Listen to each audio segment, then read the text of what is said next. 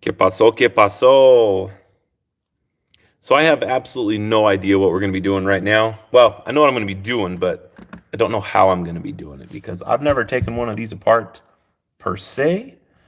This is like it's a very different style carburetor. This is off the Lincoln Welders if you guys have been following along when I went and picked those things up. I think this is completely plugged, and we're going to go ahead and open this thing up. So I'm doing a full-length video on trying to get that welder right there working. But I figured, you know what? This is going to be easy enough. And since the shop is kind of clean right now, I have like a nice clean workbench. We're going to go ahead and do this live. So you guys are going to just tag along with me as I open up this carburetor. We're going to put up my nice phone stand right here. Got some RC car tires. Hopefully it works good. I don't know if you comprende. Comprende what? Let's see. Let's see if this is going to work. Oh, yeah, that's beautiful. Okay.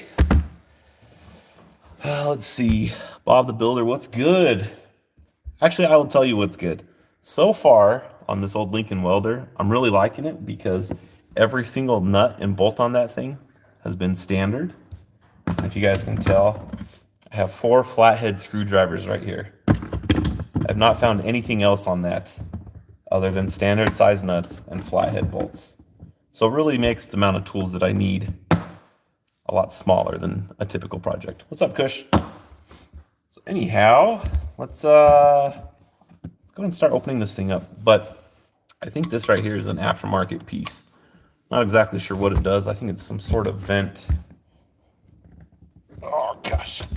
I took it off earlier when it was still attached to the machine, and just a bunch of gunk came out. So we're gonna go ahead and take this off.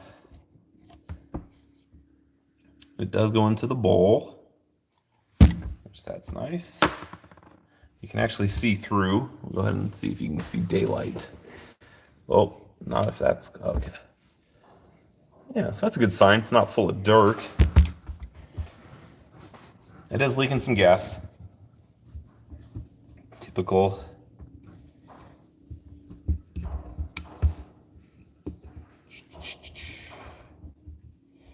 Really intrigued to see what's going to be inside.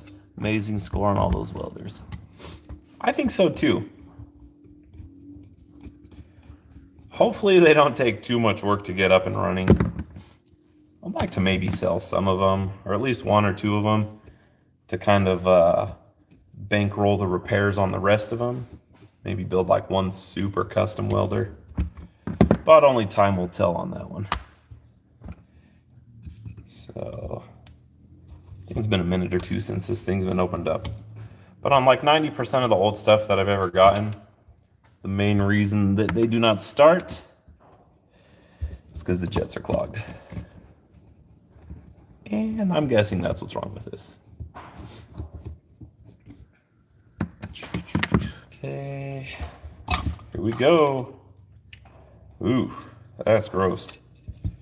I need to go grab a bowl. I will be right back so I can dump this out. Oof, that's bad. Hang tight.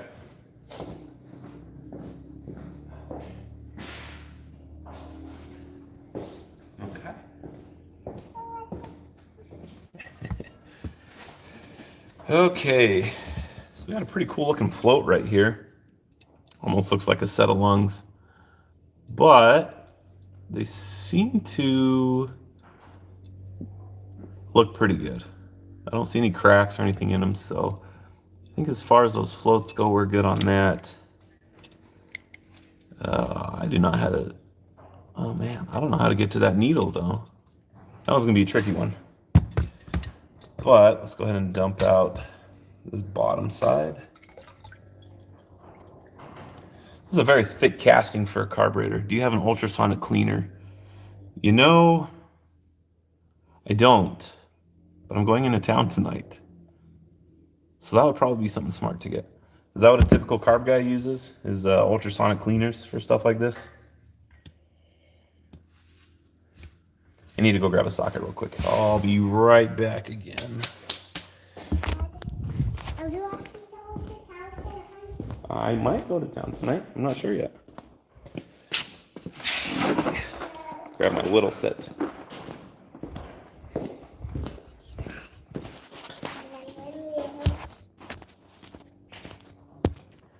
Okay.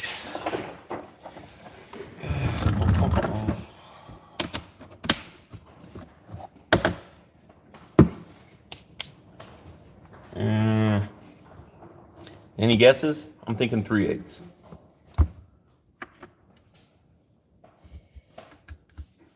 Oh, on the money.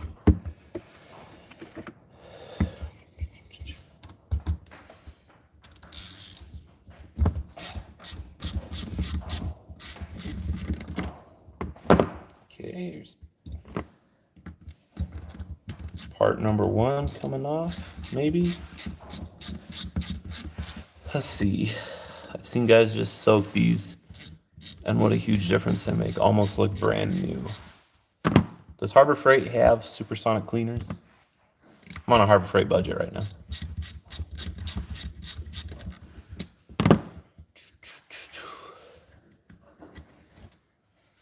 Oof. Not what you want to see inside of a carburetor. That is some nasty gunk. I'm going to go ahead and take that off and just set aside for now. Okay,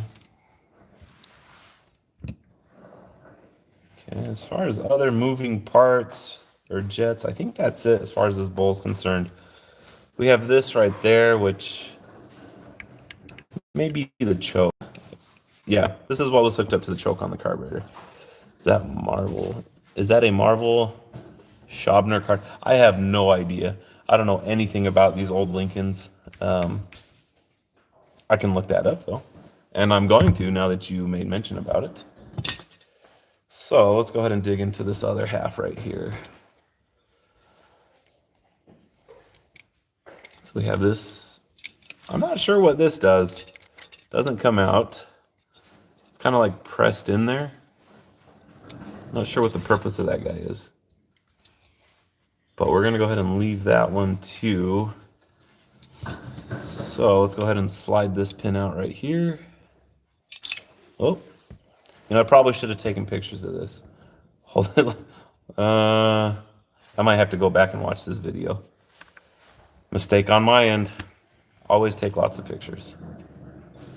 Okay, so we have that little thing right there, that little needle. And I think from here, that is a huge orifice. I don't know if my screwdriver is big enough. Let's see. Oh, barely. You guys, I might need a bigger screwdriver.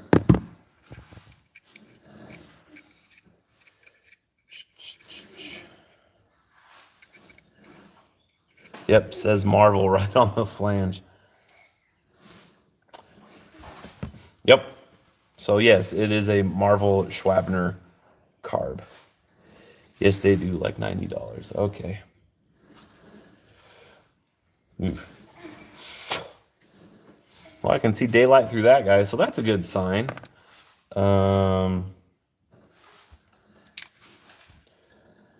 This is how you get cancer, boys and girls. Well,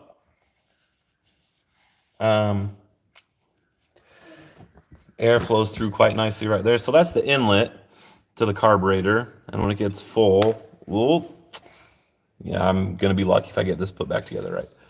So anyhow, when the bowl fills up, let's see if I can explain this. So for everybody that's not carb savvy, when that bowl fills up with fluid, basically these floats come to the top and shut off fuel that can come into the carburetor. And then from there, a bunch of other magic happens. But I think this is another, let's go ahead and take this out real quick. I'm pretty much just going to take everything apart, clean it, and put it back together as to resolve any issue that we might have. Oh, okay. I see light coming through that just barely. Let's set that aside. Let's see, we got one more thing we can take off. All right, 7/16. Let's see. Got that same carb on my little Oliver OC3 crawler. They usually have rebuild kits at Tractor Supply. Oh, that's interesting. Hey, bro, will you recommend to get into the dump truck business? You guys, I want to say yes. Like, I know there's still a lot of dump truck work out there. Right now, it's a really weird time, and I don't know what it's like in other states right now. So I love dump trucking. I do, but I'm actually not in it anymore, and so one day I'd like to get back into it, but for now, I've got my efforts focused elsewhere. So, where are you wanting to start up a dump truck business, though, Alex? Most common, I'm gonna guess Los Angeles. Let's see. I think I can go ahead and take this off. Maybe this whole thing will come out. The choke assembly. If you are in the Los Angeles area, you need to hit up Steve Ballenberg. That's the man to talk to. He'll know way more about it than I am, so, or more than I do. Let's see.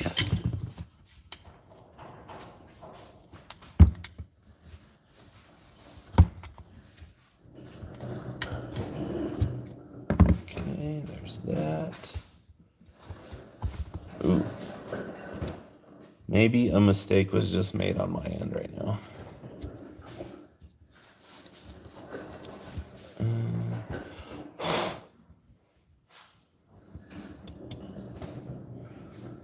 I don't know how that comes apart. We're just gonna leave that for now.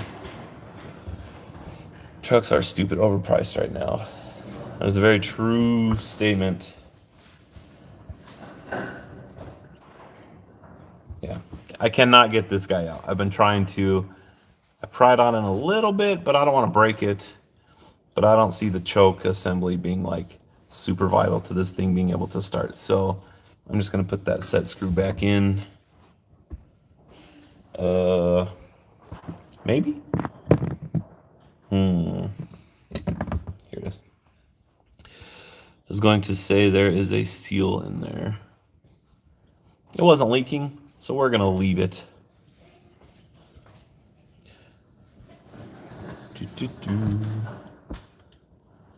Okay, well, yeah, I think that's about as far as this is gonna get.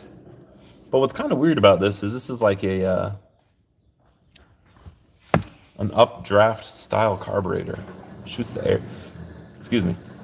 Shoots the air and the fuel upwards. How's the bunny rabbits? They're still there.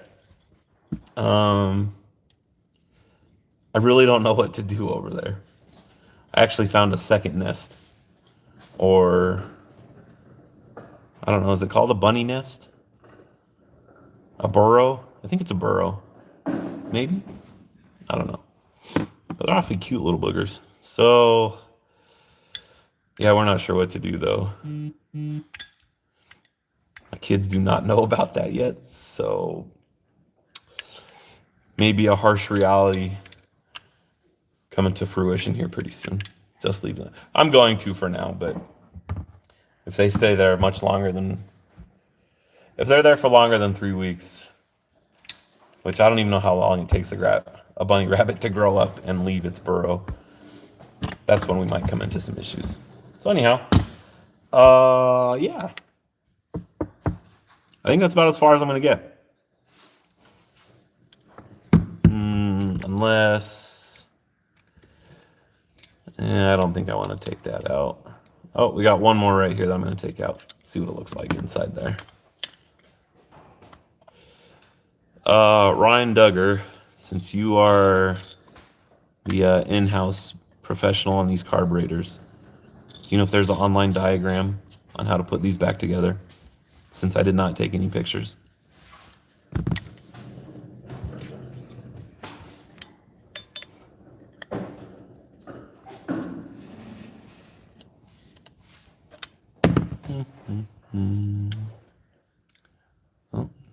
Another little needle. Gonna have to get that cleaned out. Let's see.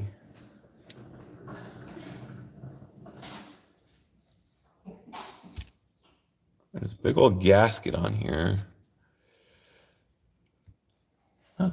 It is a burrow. I didn't think it was called a nest, but I wasn't sure.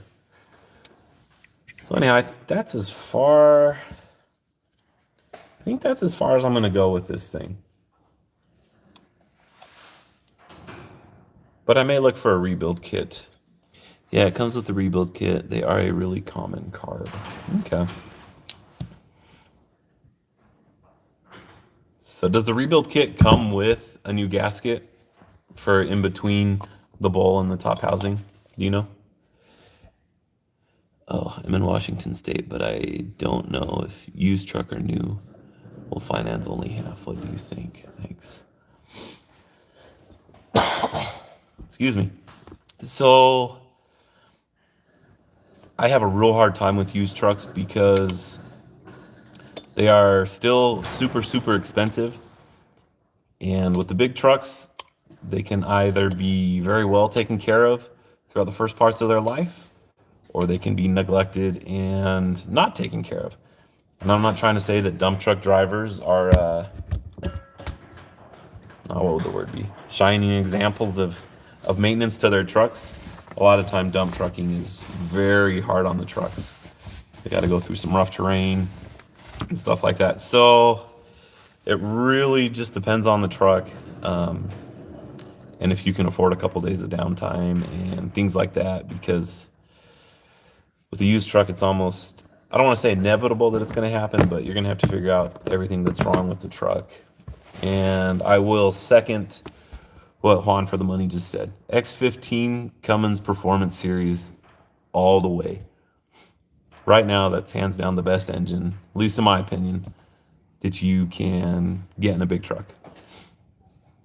And I would also recommend a 13-speed transmission for dump trucking. I don't like automatic. Yeah, if you could get an X15 with a 13-speed and get a good price on it, and there's a demand for trucking, I would go for it.